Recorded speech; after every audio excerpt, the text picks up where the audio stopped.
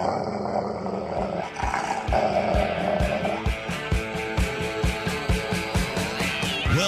author, investment banker, consumer advocate, analyst, trader.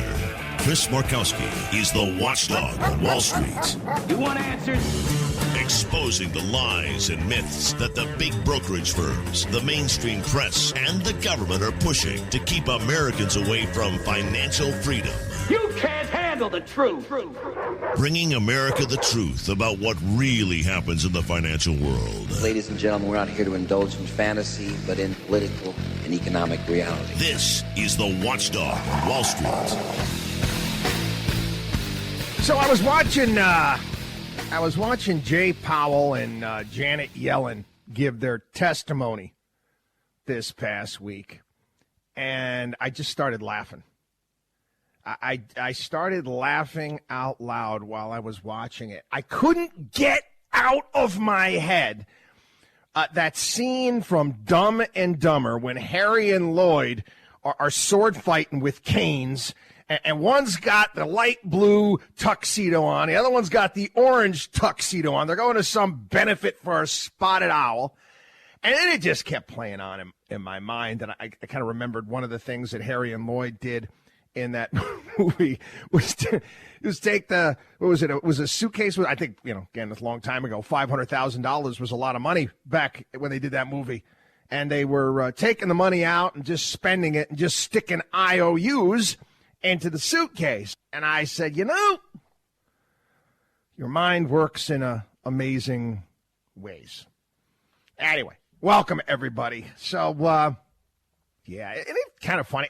I couldn't think off the top of my head. You got the former head of the Federal Reserve, who's now the Treasury Secretary, and you've got Jay Powell. They're all working hand in hand, and they're all telling us the same damn thing. There's no inflation out there. No inflation at all. Nothing to see here. Keep moving on, everybody.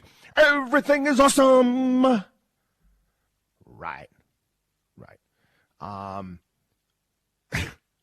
At some point in time, I'm just waiting. Maybe it won't happen.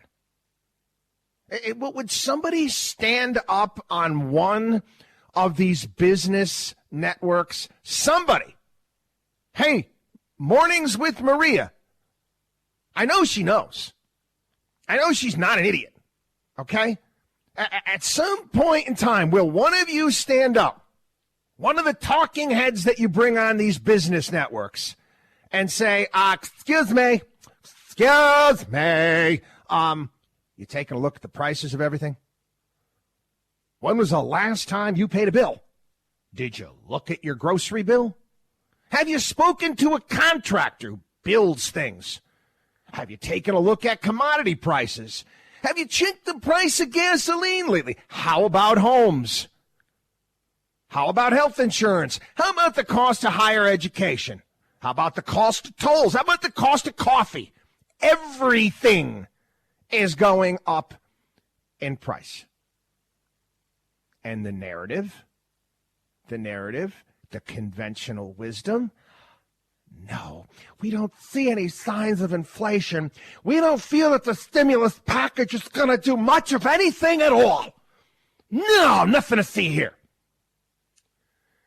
Before the pandemic, I think it was about 4 years ago, I put out a white paper talking about retirement issues, retirement crisis.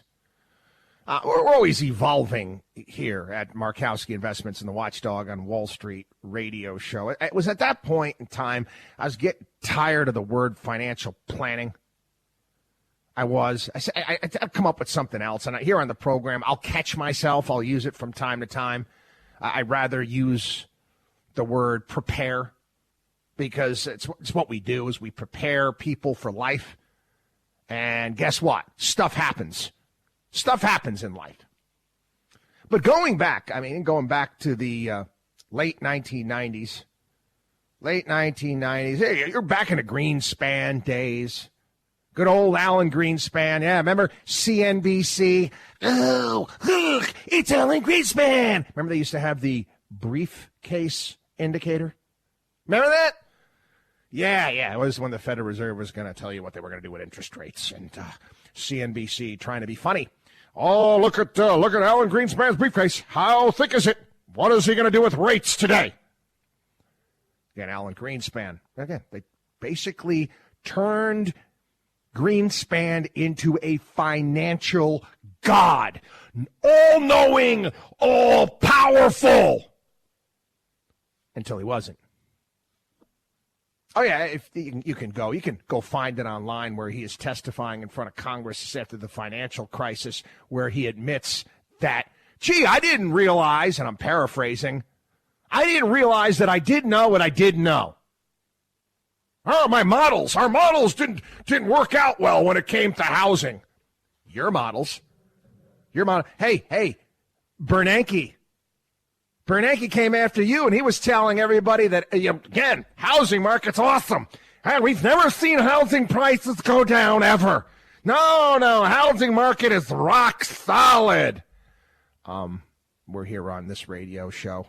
I'm raising my hand. Excuse me.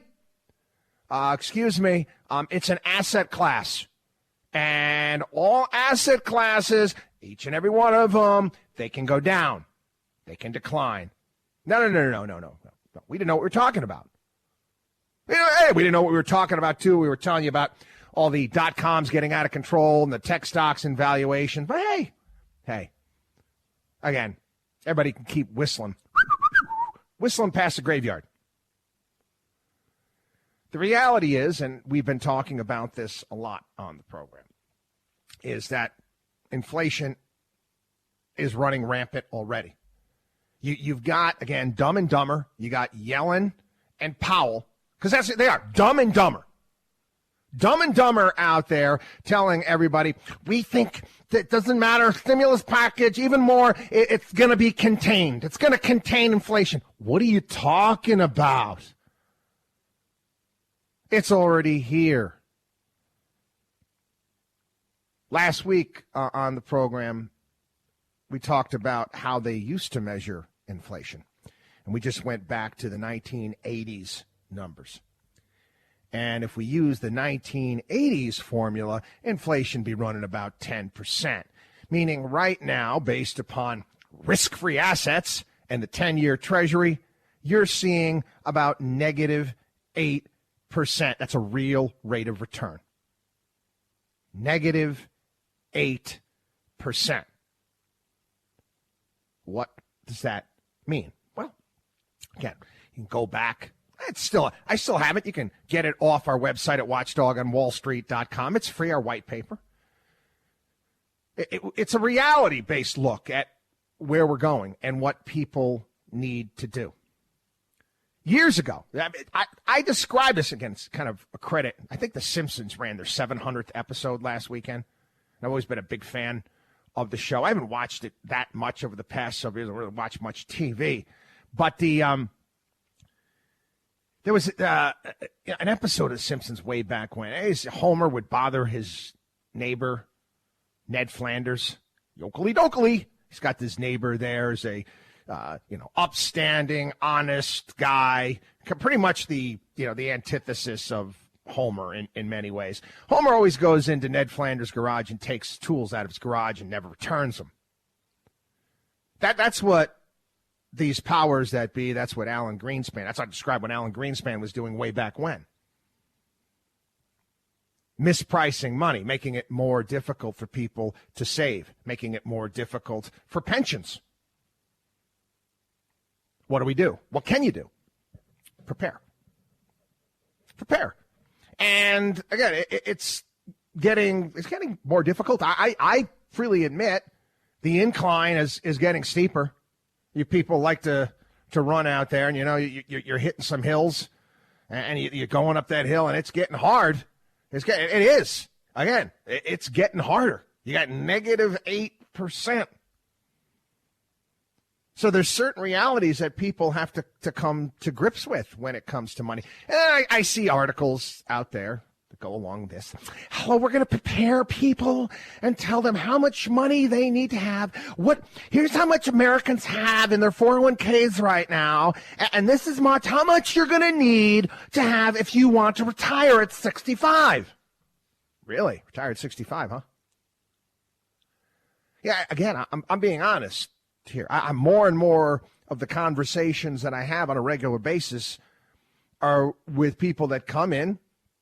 And again, we're a CFP firm. I'm going to get this out. We help everybody. Okay? We help everybody. I know. Again, it was a story this past week. Most people don't feel that they can work with a financial planner because it's too expensive. No, we help everybody out. We're an exception. So people come in and they got this notion that, I've saved this amount of money. I'm like, well, you do understand. I mean, you're seeing how much things cost. The price of things, your AARP card, the discount you're getting ain't going to matter that much. Now, these are people that are coming in their late 40s, in their 50s, and I say, you're going to have to do a lot more, or you're going to have to rethink things. This, my friends, it is what it is. This is the terrain. Okay? I could be like these stupid articles here, or be like some local schlockbroker that's going to feed you some line of bull excrement. We don't do that. That's not what we do. We're honest with you. And has the composition of our portfolios and how we go about handling our portfolios, has it changed? I talked about this. There's most certainly, as far as fixed income is concerned, makes up a much smaller portion of our portfolios than it did, a few decades ago. That's for darn sure. But there are some places and looks that we get in regards to dividend-based stocks, protecting downside with those dividend-based stocks. It's what you need to do. Okay? Most important thing, and I'm going to say, I've said this a million times, conventional wisdom is poison. Narratives are poisonous, and I watch them being crafted. I watch what the media does to push a story, an idea out there that's just not true. Was it Mark Twain? I should have looked at some. Mark Twain or Roy Rogers, somebody, again, great line. It's not what you don't know that gets you in trouble. It's what you do know that just ain't so. And what we do here is we prepare. That's why we have our personal CFO program. We use every tool available. Again, like I said, many of the tools that I used to have are gone. And guess what? Dumb and Dumber, Yellen and Powell, they're not going to give me my tools back. They're not. So we have to work with what we have. This again, I encourage each and every one of you, take advantage of what we do. Get to our website. We have our personal CFO program. It's available there. Sign up for it. WatchdogOnWallStreet.com. Again, want to download our white paper, retirement crisis white paper, account repair kits, all sorts of great stuff. WatchdogOnWallStreet.com. It's one word. We also have a 24-hour-a-day help hotline, 800-471-5984. That's 800-471-5984. Going to take a quick break. And again, when we get back, I got to get into that concept again. There's a couple stories this past week talking about how people they're not contacting and not utilizing planners because it's too expensive. That ticks me off. So we'll get into that. And then we got to talk about China, too. China in the news everywhere. Because, again, the latest narrative out there is that I guess we're going to be going to war with China. I guess. I know this is what they want. We got to start another Cold War, don't we? Anyway, got to take a break. WatchdogOnWallStreet.com. WatchdogOnWallStreet.com. We'll be back.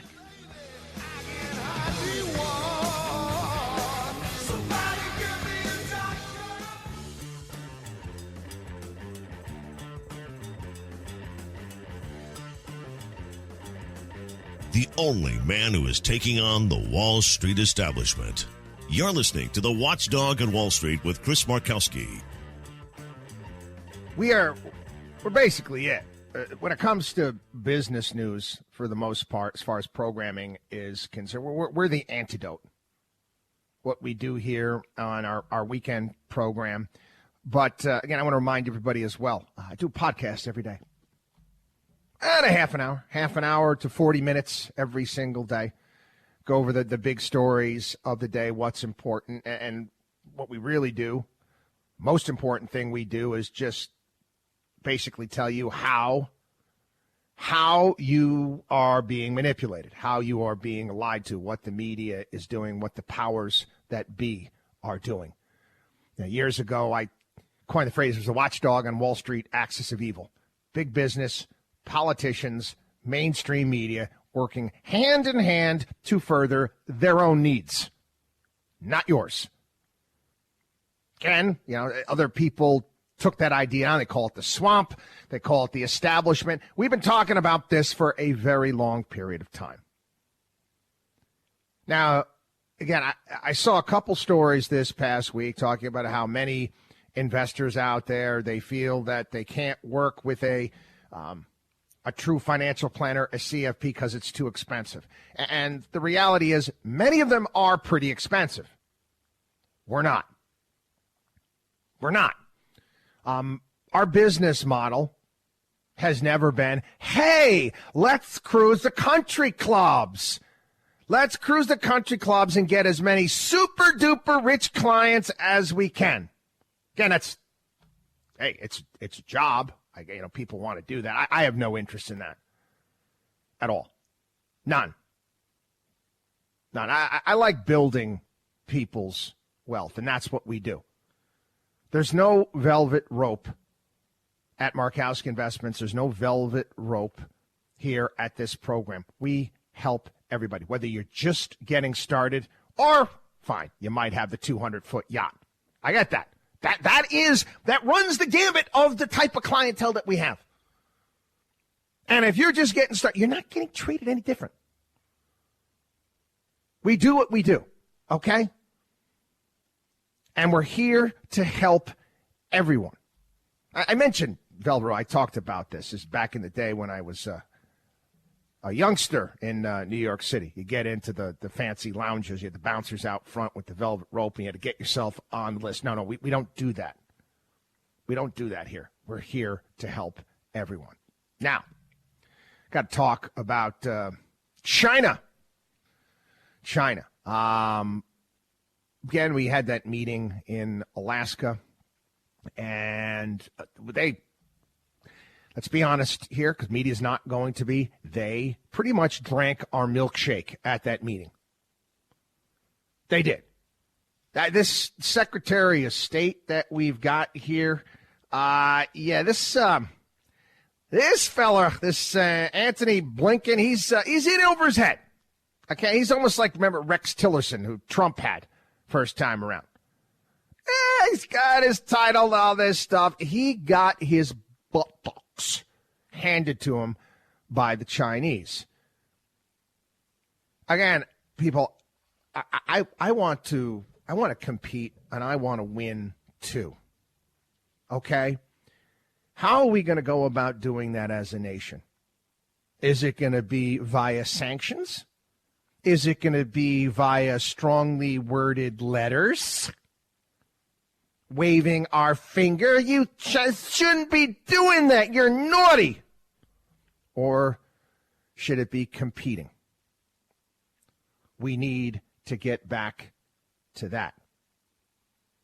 All of this nonsense, all of this talk that's going on out there, put sanctions. Are you kidding me? Do you understand? Where the cargo ships that come from China to us every day? It has gone through the roof. Do you think that corporate America all of a sudden, corporate America right now here in the United States, they're playing as woke as woke could be? Do they give a darn about what's happening to the Uyghurs in China? No, they don't. They don't. Again, this is the reality of the situation. We have to, at some point in time, we got to pull ourselves up by the bootstraps and say, you know what, we're going to compete. Got a story a little bit later on in the program. Glad to see. Oh, gee whiz, we're going to actually start making chips here again in the United States. How about that?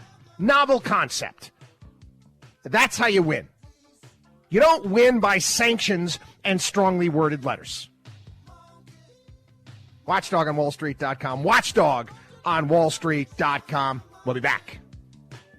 Chris Markowski is the Watchdog on Wall Street.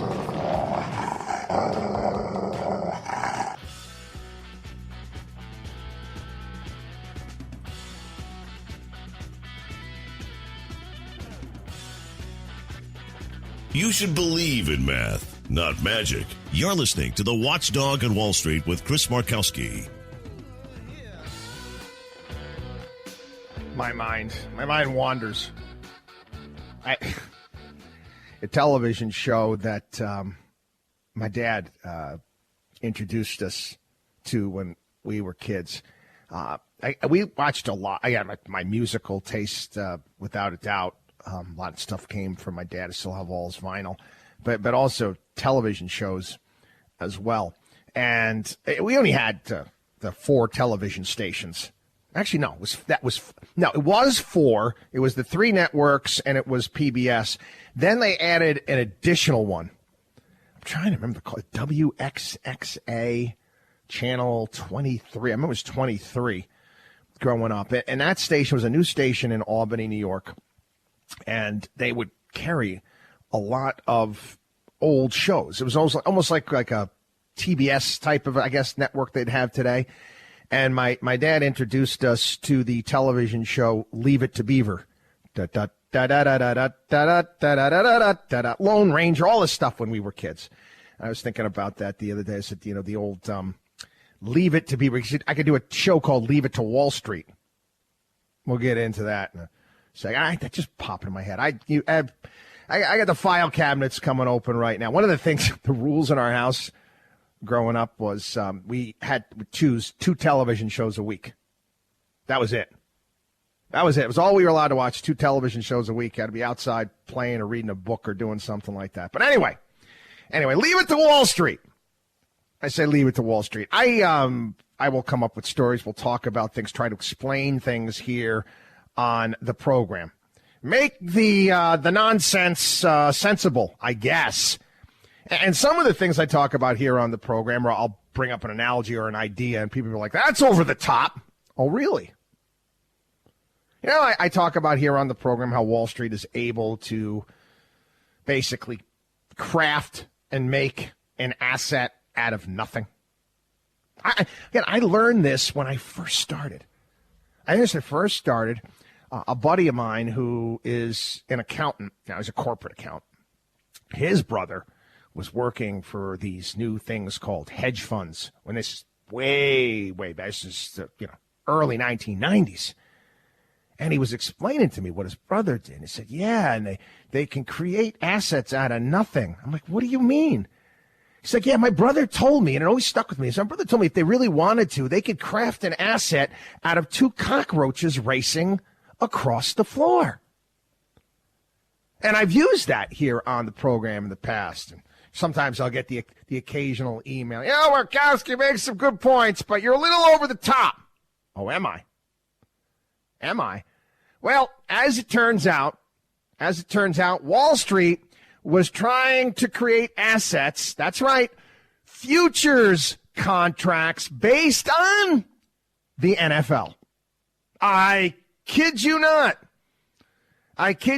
They were trying to craft futures contracts based upon the outcome of NFL football games. There was going to be 3 different kinds. Obviously, win or lose the game, win or lose based upon the point spread and the over-under. You think I'm kidding? Now, they tried. But the powers that be, the Commodity Futures Trading Commission, decided to reject it. I guess they don't have the stomach for it right now. They rejected that. But, what I found funny, about this. The grounds. The CFTC was poised. Again, they pulled the listing because they knew it wasn't going to be approved. The CFTC, and they pulled the listing because they knew it was going to be approved so they can bring it back later and it'll be much easier. The CFTC has been poised to reject the proposal on the grounds that it was contrary to the public interest. And I thought about that for a second. Oh, you mean to tell me all of those contracts that Wall Street puts together where they, basically gamble on assets that they created that they know are going to go down because they're garbage assets, that is in the public benefit? Let me go out on a limb here, and I'd say probably 85% of what Wall Street does today is contrary to the public interest. But that hasn't stopped you guys from doing that as well. Now, this is just too out in front. But I'm saying give it time. Give it time. Yes, there will be futures contracts based upon NFL games. You watch. WatchdogOnWallStreet.com. WatchdogOnWallStreet.com. Again, inviting you to become a part of the Watchdog on Wall Street family. Get to our website. Sign up for our personal CFO program, account repair kits, our podcast, all sorts of great stuff there. WatchdogOnWallStreet.com. We also have our 24-hour-a-day help hotline, 800-471-5984. That's 800-471-5984. We'll be back.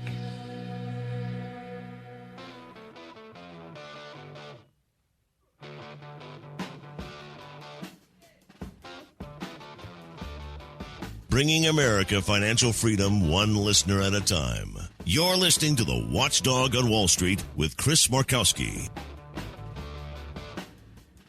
Another see I told you so moment here. Yes, Dumb and Dumber. You got Powell and Yellen. Yep, they are working right now, and we told you it was coming. Wasn't a matter of if, it was a matter of when. Digital dollars. Oh, that's so cool. It's going to be like Star Trek with space bucks. Right. Sure. They would love. They would love to get rid of money. Well, you don't see it, can't touch it, can't take it out. Then guess what?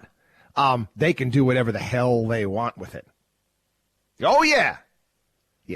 As we explained, inflation is another form of taxation. You want another one? Negative interest rates. Again, there are negative interest rates all over the globe. We were warning everybody about this around 2013, 2014, where it was starting to pop up in a myriad of different places. And what did we tell you? We told you that, hey, this government can then force you, not force you, but for all intents and purposes force you to spend your money. Use it or lose it, my friends. That's right. And if you cannot take your money out of the bank because there is no money, it's just digital, then they can say, well, you know what, we want to goose the economy, and we're going to go negative interest rates at 5%. Now, you could probably couple this when inflation is taking place at that point in time, and you are going to lose 5% if you leave your money in the bank. What is the way to take the money out of the bank? There isn't. You have to spend it. You have to spend it. Use it or lose it. Coming soon to a theater near you. Mark my words. Anyway, another big story was a Wall Street story that got some traction this past week. Did you see the bit about the Goldman Sachs trainees? Well, they weren't trainees. They were junior bankers. Is that what they're calling them now? Junior bankers. The kids right out of college. Kids right out of college complaining about their work week. Oh, it went viral. It went viral. They're working us to the bone at Goldman Sachs, working us too hard. Again, that's what happens when you get a job at these big banks. Okay? It's nothing new. Nothing new what takes place at Goldman. That happens at any of these Wall Street firms. We all did it. Okay? You want to look at it this way. The training programs are, it's almost like pledging a fraternity without all the beer and the parties and all that good stuff and the togas. They're basically breaking people down and building them back up, making them act and do what they want. And when you put that much work in and you sacrifice that much to get to a point in time, then what you do is you start, your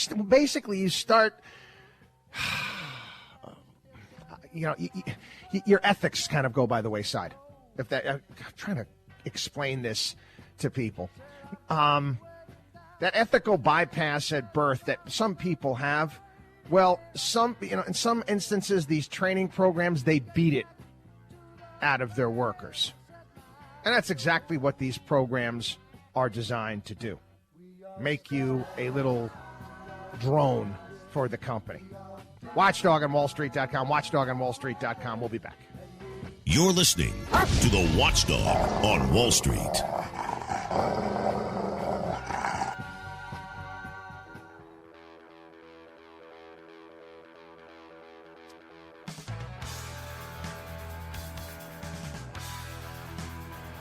Taking Wall Street's liars, crooks, and cheats out behind the woodshed.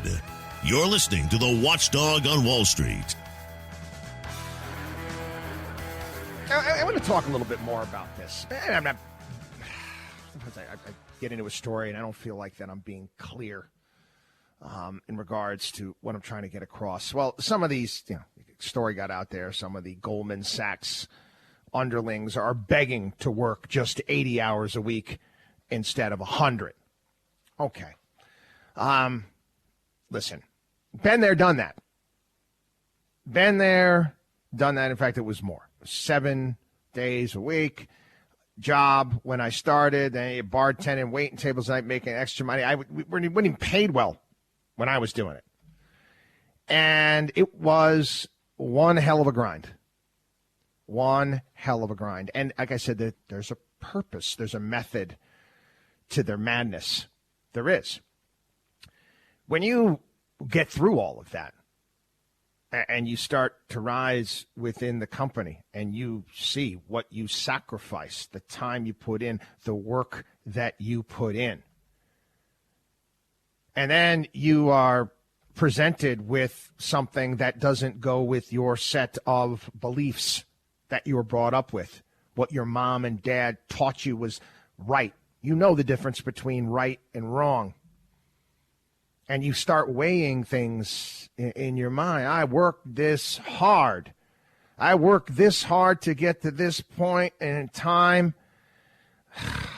I better listen to my boss and do what he tells me to do.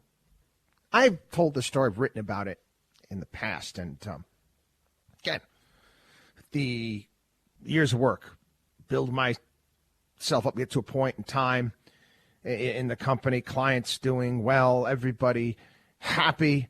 Get a phone call, my sales assistant, then also, over the squawk box inside the office, Markowski Brothers, come to Jeff's office, was my boss, our manager, sales manager there. Bring your book with you. Back in the day, all the pages recorded actually in ink in this large black binder, and flipping through pages and holding pages. And, he wasn't happy with the amount of business we were doing in the sense of commissions. And again, you got to understand that this guy made his money based upon what we were doing, and told me, you got to move this here, you got to move this here. And this guy was just a foul human being, really was. that spit on a corner of his mouth that you always knew was going to fly out at you at some point in time. And we refused. I talk about the turning point in our careers is I'm not going to do what you want me to do. I'm not going to churn and burn my clients. Just, you're going to put more money in your pocket. You see the car that one's driving. You see the car. You don't have any of that. You could. Again, we're managing more assets than anybody. But, hey, we're generating enough of commissions for the powers that be. So what happened? What happened? We left. We left. And technically, we broke the law. We broke the law. We told all of our clients to transfer their accounts out to another firm, Discount House. That we weren't even working there. They had held up our license. They had sued us, did all sorts of terrible things to us. We weren't supposed to do that. I was doing the right thing by my clients because I knew what they were going to do to them as soon as I left, but technically was breaking a law. I actually had to go to arbitration against the firm. And the funny thing is even though technically we broke the law and told our clients to leave because we knew that they were going to get ripped off, believe it or not, that's against the law. Doing the right thing by your clients, against the law if you're going against the firm. The arbitration ruled in favor of us. But again, it was years and years and years ago. This is bad memories. But this is how they operate, how it works. There's a reason why. There's a reason why they work these kids to the bone.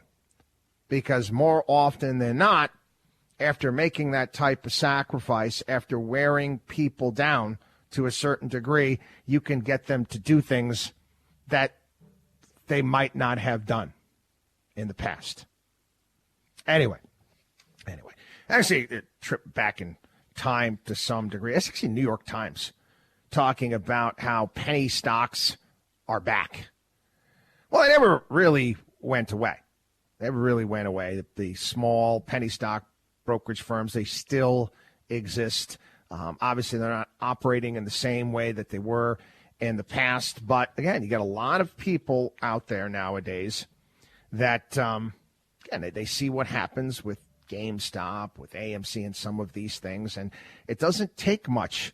It's human nature to get people to believe that they, too, can get rich quick and easy. I don't mind people. The two types of bait that really work on human beings when it comes to getting them into doing stupid things with their money. Greed is one. That's one. The other one's fear. Greed and fear. And you can push things. Penny stocks, you're pushing people's greed buttons, telling them, and you show them, well, yeah, you own 10,000 shares and 50 cents. Only going to cost you this. It goes to 5, which we see happen really, really soon. Guess what? You got 50 grand. And people, wow, really? That's what it is? Oh, yeah, this company's got a great new drug, or it's got this. It's all BS. Do you understand? We try to teach you here on the show. Again, doesn't sell. Greed and fear works a hell of a lot better. But the reality is that everything in life that has meaning, value, and worth involves work, time, and effort. Everything in life that has meaning, value, and worth involves work, time, and effort. Get the help you need. Get to our website, watchdogonwallstreet.com. Watchdogonwallstreet.com. Again, our 24-hour day help hotline, 800-471-5984. Chris Markowski is the watchdog on Wall Street.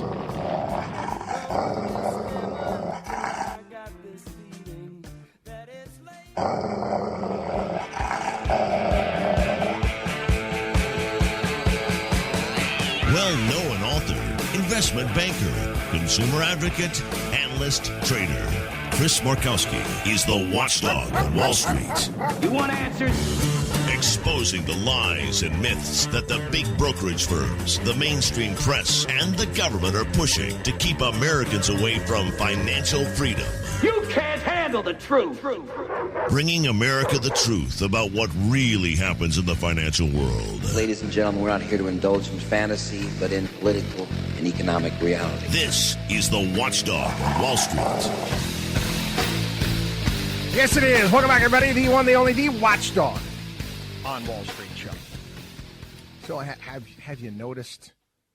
Have you noticed lately? There's stories. Every publication, every major publication in the country. I keep seeing this again and again and again. The latest study out there shows that the richest 1% are hiding 20% of their income from the IRS. Yeah, to make a difference, every publication carried this exact same story from this study. And again, you take a look at the people that put this study together. Who is it? Oh, yes, a bunch of university professors, all of whom are far left loons in favor of taxing and taxing and taxing and wealth taxes and taxes on top of taxes. Every single one of them is a far left loon. Okay, let's just say that they're right.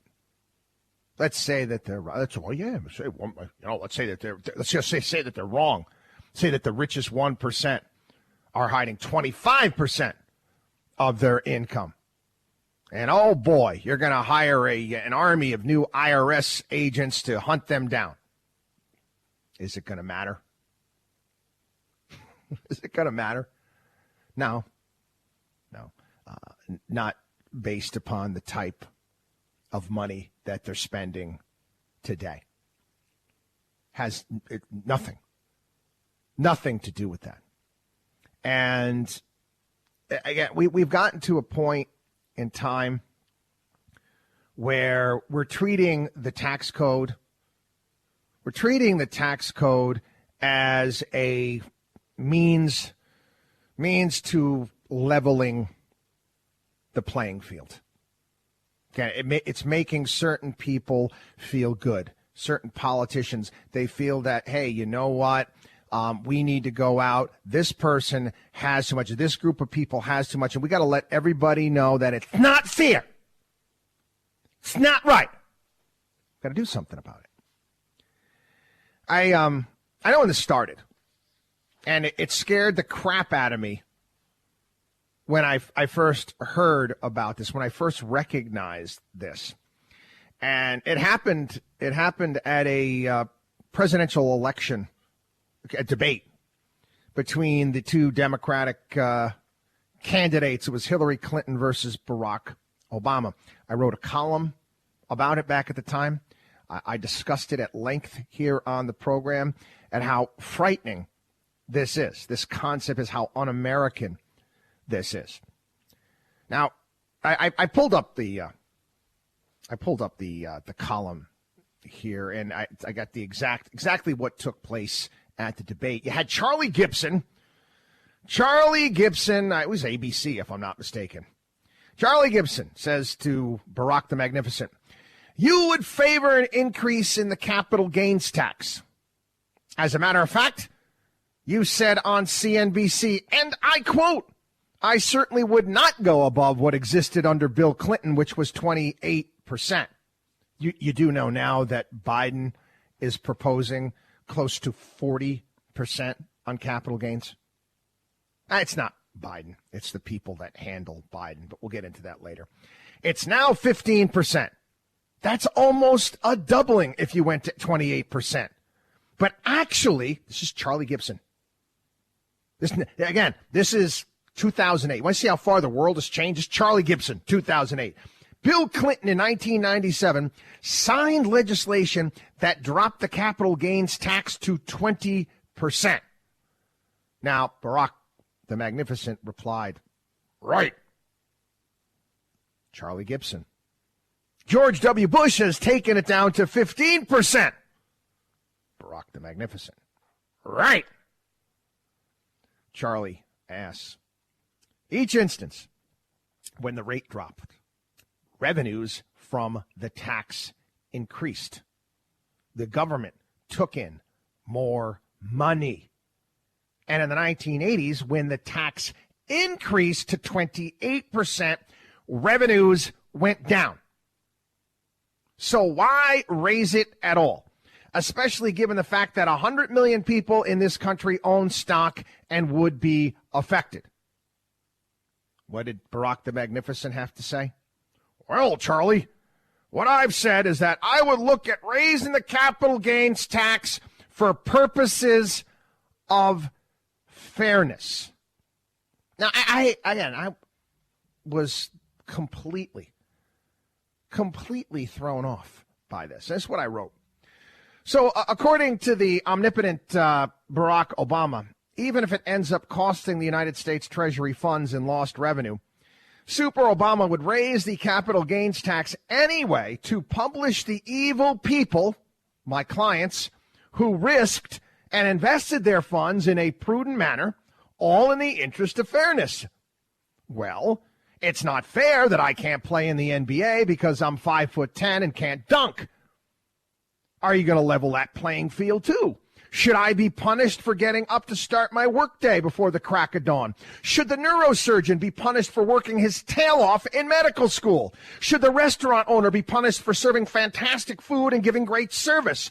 Hey, Barack, did you know that 80% of the people who declared capital gains made less than $100,000 a year? Barack Obama, again, I want to remind, this is 2008. Barack Obama seems to believe that the tax code should be used as an instrument of fairness. Last time I checked, the Constitution didn't grant those magical powers to any branch of government. This statement alone, in my opinion, said more about Barack Obama than, remember Reverend Wright? Remember him? Said more about than Reverend Wright. Remember Bill Ayers, his buddy? His ultra-liberal voting record? Anything that they were putting out about the guy.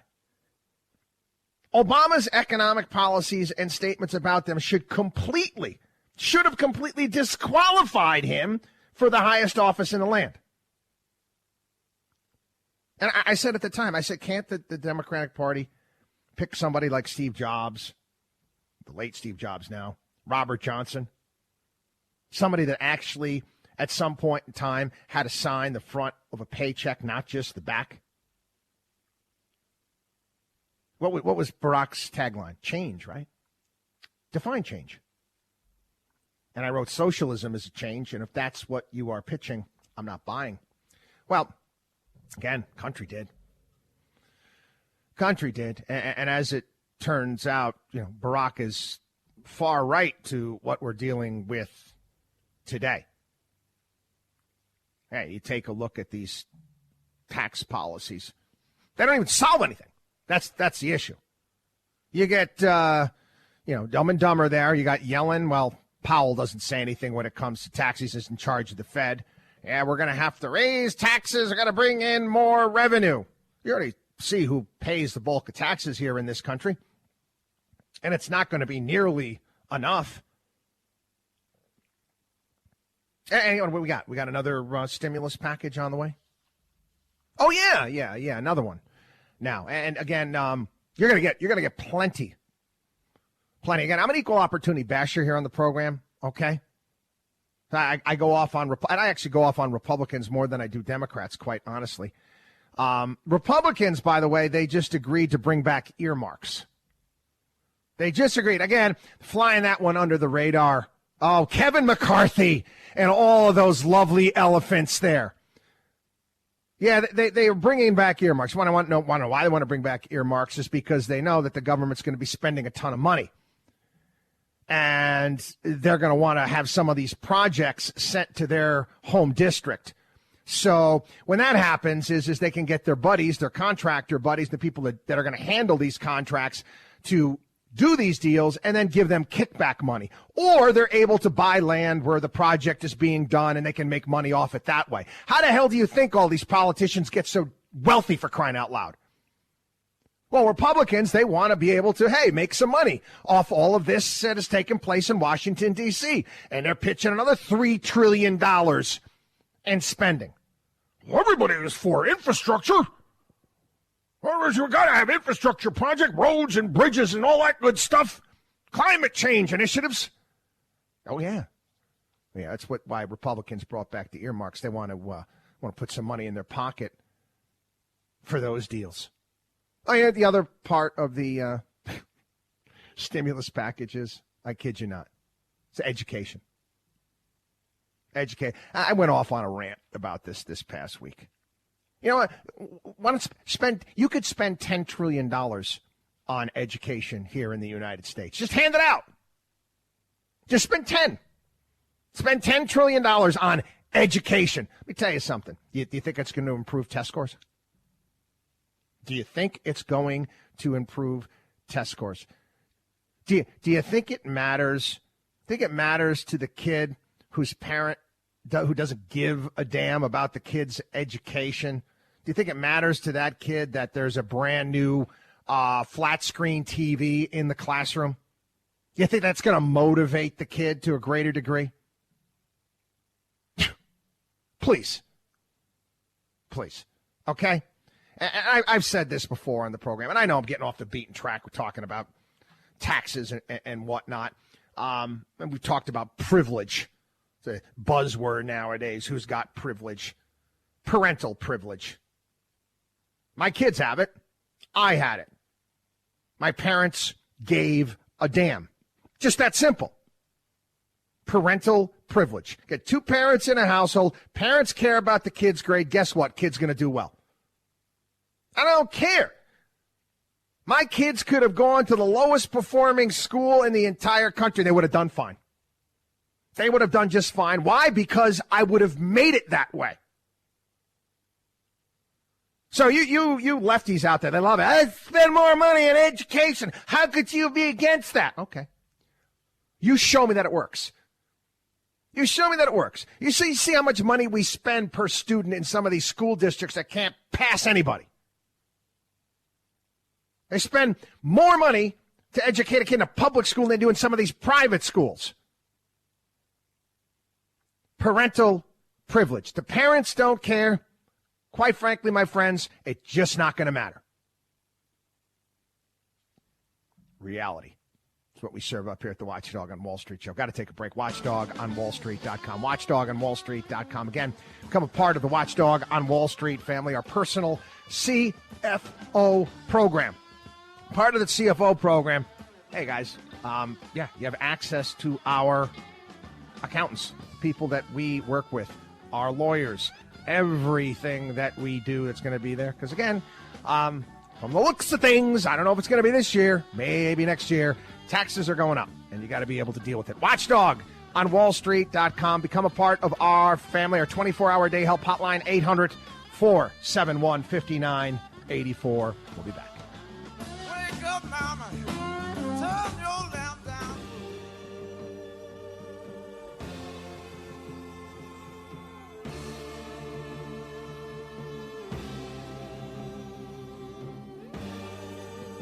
The only man who is taking on the Wall Street establishment. You're listening to the Watchdog on Wall Street with Chris Markowski. In a white room with black curtains. Welcome back, everybody. Yeah, I know. I go off on these rants from time to time here on the program.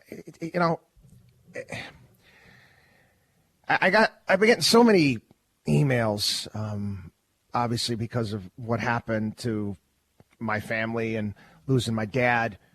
And I know I keep saying again, I can't thank you enough.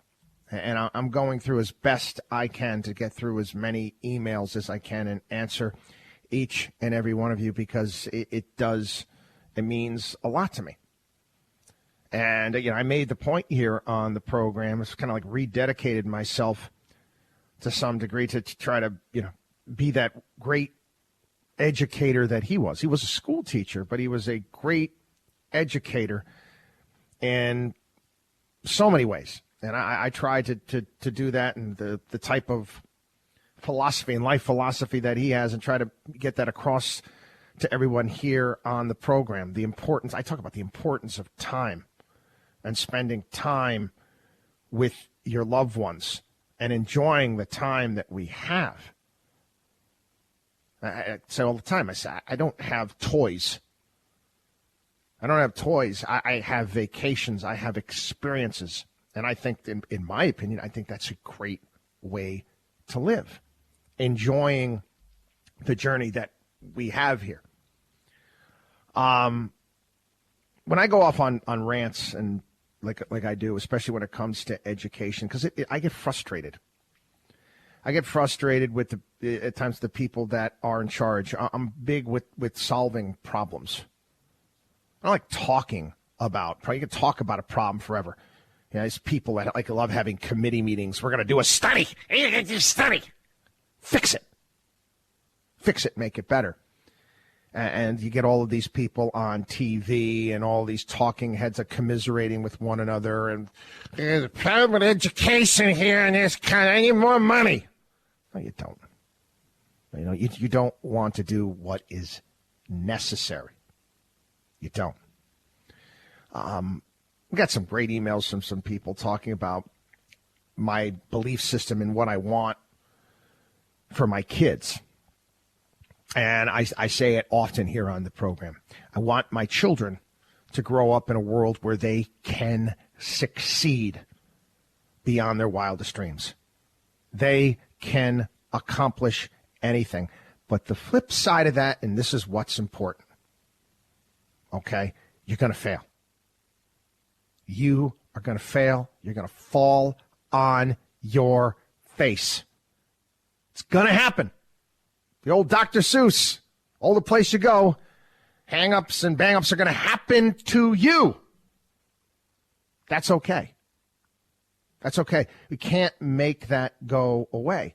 Again, because overcoming those obstacles and achieving goals is what makes life worth living. The direction that this country is heading in right now, with this cradle-to-grave welfare nonsense and this idea that we just got to keep handing out cash to people. What are these people going to achieve? Hey, listen, I have no problem with making investments in people, in ideas, in businesses, and seeing people work hard. And the funny thing is, many of these businesses will fail, but that's okay. I sit here on the program. You know what we need in this country? We got all these damn holidays. We need an entrepreneur day. We got months. Sorry, ladies, but we don't need a Women's History Month. Sorry, we don't. I see all this stuff on TV. Hey, what a bunch of malarkey. Entrepreneurs Day. People that go out and take a risk. People that go out there and build and create. That's what makes this country wonderful. I don't know why we're at this point. Now, I have various different ideas that go through my head. I think that, we see people that they want to help. They want to do something. They feel like they got to become a part of a cause. They got to hit a like button, wear a ribbon, whatever it may be. It's participation trophy nonsense. I don't do participation trophies. Never have. Never will. Hey, I told that story on the program, running the club lacrosse program down in Florida, and we were just better than everybody, and other programs wanted to merge with us. Then when we did that, again, all in an effort to help more kids and coach them the right way, teach them the right way, some of the moms there, it's the end of the season, we got to give these kids a medal. No, we don't. No, we don't need. Oh, my God, I was the devil at that point in time. They wanted me coaching their kids and teaching them, but no, their self-esteem needs to be lifted. No. Their self-esteem will be up for 2 seconds when they get that. But deep down inside, that kid knows whether or not they earned that medal. Again, this is life, people. I didn't invent this stuff. This is not new. Okay? This is how it's supposed to be. Watchdog on WallStreet.com. Watchdog on WallStreet.com. Become part of the Watchdog on Wall Street family. Take advantage of all the great stuff we have at our site. Or give us a call. 800-471-5984. We'll be back. You're listening to the Watchdog on Wall Street.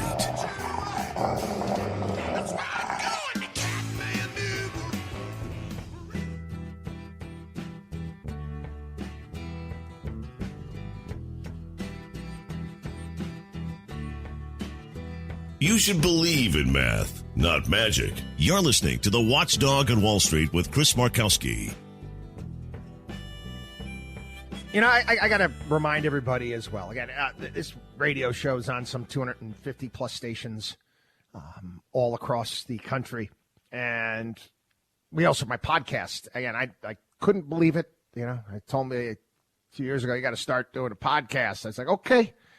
The thing is, it's blowing up. It really is. And I really enjoy doing it. Again, my language from time to time gets sometimes a little bit salty, not too salty, but a little bit salty on the podcast because I can. But I got a bunch of really awesome emails. One of the podcasts over the past week, I don't remember. One day goes into the next with these things, and I was talking about toughness and the importance of making your kids tough, just being tough. Not just physically tough, mentally tough, strong. The whole concept of snowflake, it just drives me nuts. But I got so many awesome emails. Honestly, it made my day. Like I like tears welling up in my eyes because parents sending me stories of the various different accomplishments of their kids, the things that they're doing.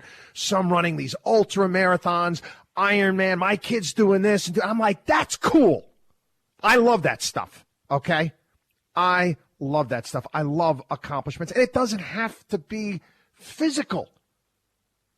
Mental. My kid, he studied and won the science fair. Great. Great.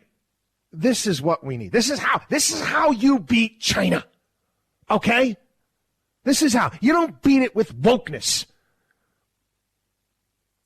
Anyway, I had to share this past week. I don't know if you heard about this story. This kid.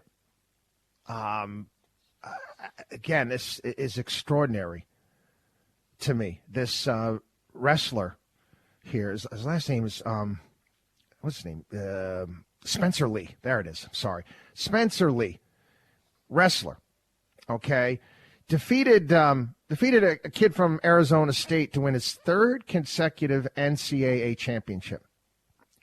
The senior tore his ACL in his left knee.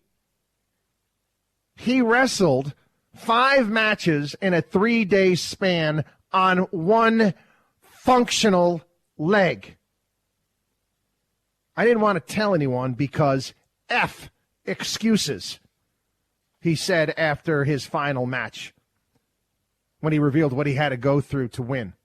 Excuses are for wusses. That was a tough tournament for me. I could barely wrestle. I could barely shoot. I can't sprawl. I believed in my coaching staff and everyone that believed in me, and here I am. So here you guys go.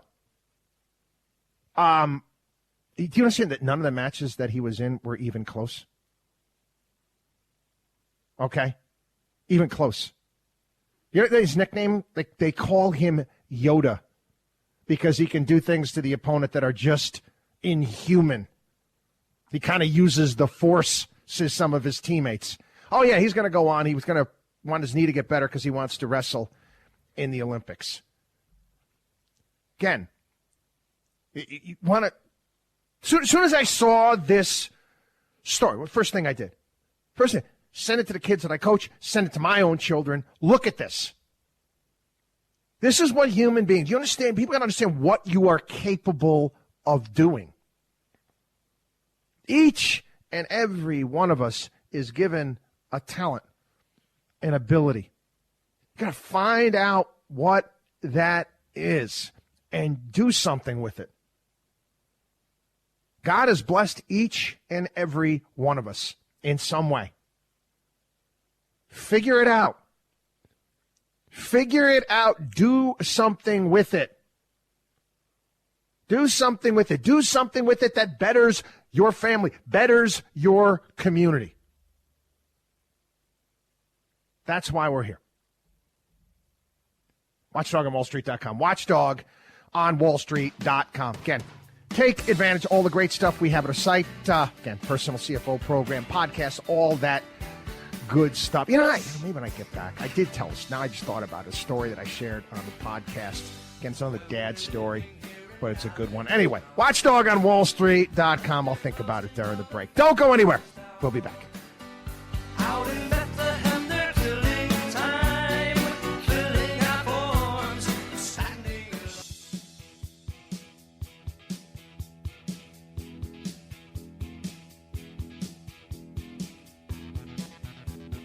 Bringing America financial freedom one listener at a time. You're listening to the Watchdog on Wall Street with Chris Markowski. All right, again, my podcast listeners and radio listeners, I know I mentioned this story earlier on in the week. We all know we get bombarded with advertisements all the time that, again, the artificial intelligence and the algorithms, they've got us figured out, and they know what to sell us. So popping up on my feed all the time are various different workout programs and gym equipment and whatnot. And what were they selling? I saw this big tire, like a big industrial tire that you'd have on some sort of heavy-duty earth-moving equipment. And a guy's taking a sledgehammer and he's just beating the tire. Wham, wham, wham. And I'm like, this is new? This is somehow new? And to me, I got this kind of pointless. I said, why don't you, get some wood and chop some wood? Because, that's what we were doing as kids, for crying out loud. But I was thinking about it this past week, and I mentioned it. You always have these new workout programs, or somebody's figured it out all of a sudden. Somebody's figured out they got the key. The key, they've gone from, like in Something About Mary, they've gone from 8-minute abs down to 7-minute abs. They got the key. How you going to lose weight and how you going to do all this stuff. But I remember, I mentioned how the file cabinets in my mind, since the loss of my dad, it's like they've been completely turned over. And I just constantly, things that from my childhood keep racing back to me. The Markowski boys, we were freakishly strong. We were, as kids. We were freakishly strong kids. We didn't get gym equipment in our house until I think it was in 8th grade, 9th grade was when we first got some weights in the house. It was a weight training program that as young kids that helped us with our strength. It's called the Neil Diamond Workout Plan. You ever hear this? Oh yeah, this is we did this in the Markowski household. The Neil Diamond Workout Plan.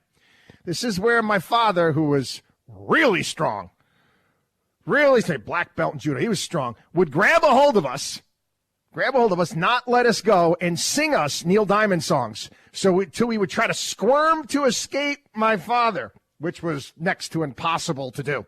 But man, oh man, that built up some strength. That's for darn sure. They do the same thing to my kids as well. Anyway, story I saw this past week. How many people remember the Seinfeld bit with George? And he had this boss at one point in time, this Mr. Kroger from Kroger Industrial Smoothing. And the company was a joke. It was a disaster of a company. There was a scene, one of the episodes of Seinfeld, Mr. Kroger didn't know what the being in the red is and being in the black is. He wanted to get into the black, red, the black, which one's the good one? But anyway, I was thinking about Kroger Industrial Smoothing this past week, and I saw this story about the overhaul. And I gave you, this is government for you. The overhaul that they're looking to put the U.S. Postal Service through. So this is the headline. U.S. Postal Service overhaul calls for higher prices, slower mail. What? That's it. Could you imagine a restaurant company, a restaurateur comes out and it said, restaurateur comes out. He's going to overhaul the restaurant.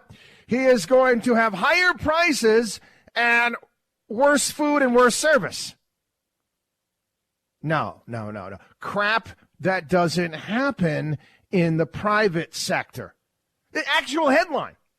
And in the article, we've got to do more. We got to do more packages now. We figured out that, people aren't sending as much mail. Really? You schmucks over there at the post office didn't figure that out? You didn't figure that out in 1995 when people started sending emails that, gee whiz, your business might get hurt. You might want to start changing things a little bit. Just saying.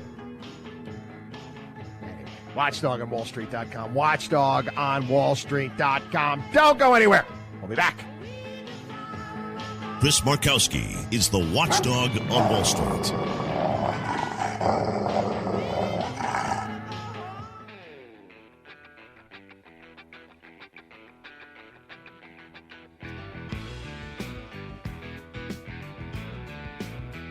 Taking Wall Street's liars, crooks, and cheats out behind the woodshed. You're listening to the Watchdog on Wall Street. Wow, it's pretty sad. The estimates are now. Again, I'll give you government for you. Give you government, and again, you can't argue against spending more money in education. Can't argue against spending more money on unemployment. People unemployed out there. Yeah, I can make the argument against it when you're flushing money down the toilet and you do not fix the problem. Right now, they're talking over $200 billion. $200 billion in fraud with these stimulus unemployment payments. Did you understand what intelligent people, what entrepreneurs could do with that type of money? Do you have any idea? I'm lucky. Okay, I'm lucky. I have really smart clients. Oh, I do. It's awesome. I can speak to my clients at any point in time. It's like having a library. You know how many experiences, how many businesses, life experience, all the stuff that I get to learn from my clients, the type of entrepreneurs that I have. You know what they could do with just a tiny little taste of this? What they could build, what they could create with that, having access to that type of capital. What do? We blow it.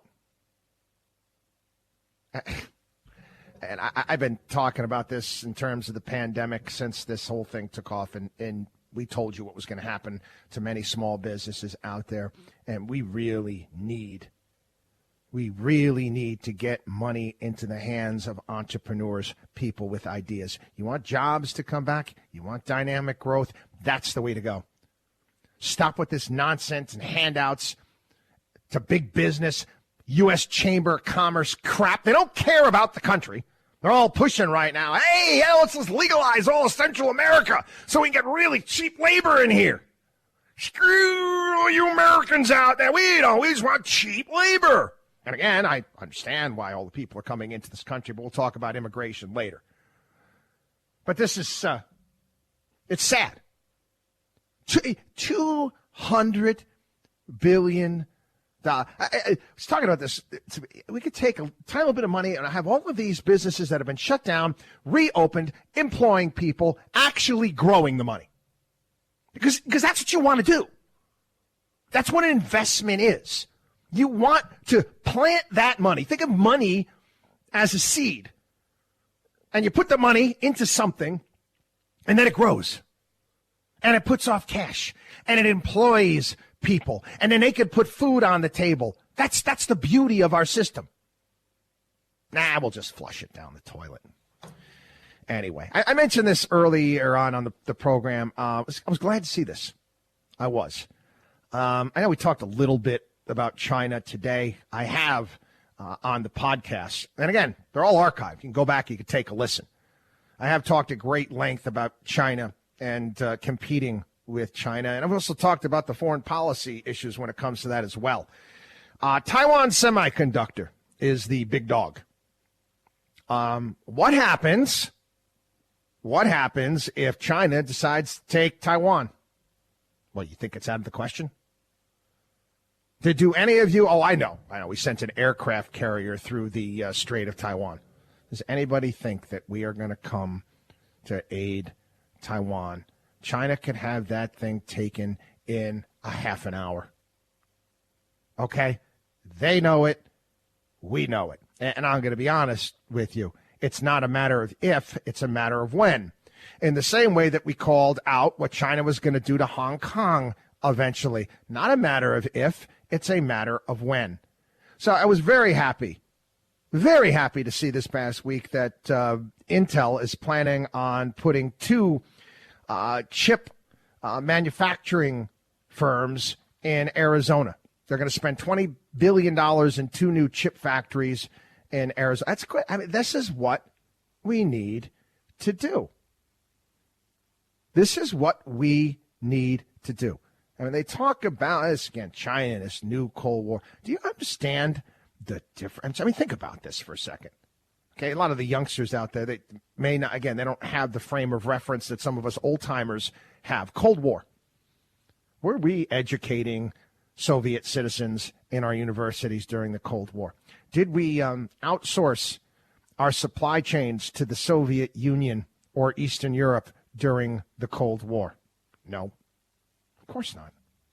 They're unthinkable, for crying out loud. Can't even fathom that. Now, where do we get our stuff from? So you tell me what happens. We're gonna go to war. Gonna go to hot war with China. How? Where are we gonna get our stuff? Again, we decided to do this. It is what it is. Again, like I said, I'd much rather do business and compete doing business rather than fight. I think it's a much better alternative. We've been talking about that for years. But there's nothing wrong at all about bringing manufacturing back here to the United States, and I applaud Intel for doing that. Story in regards to Pfizer. Again, this is great news, too. We described here on the program as best we could on radio the technology, the messenger RNA that they're using right now and for the coronavirus, the COVID vaccine, and how this technology is going to go about being used to fight other viruses, other pathogens beyond the coronavirus. And Pfizer right now, the technology is just, it's amazing. It really is now getting involved in that as well, which I'm really, really happy to see. Story two, again, made the rounds this past week, how Ford is going to now be offshoring a $900 million plant from Ohio to Mexico. Again, you will see more of that.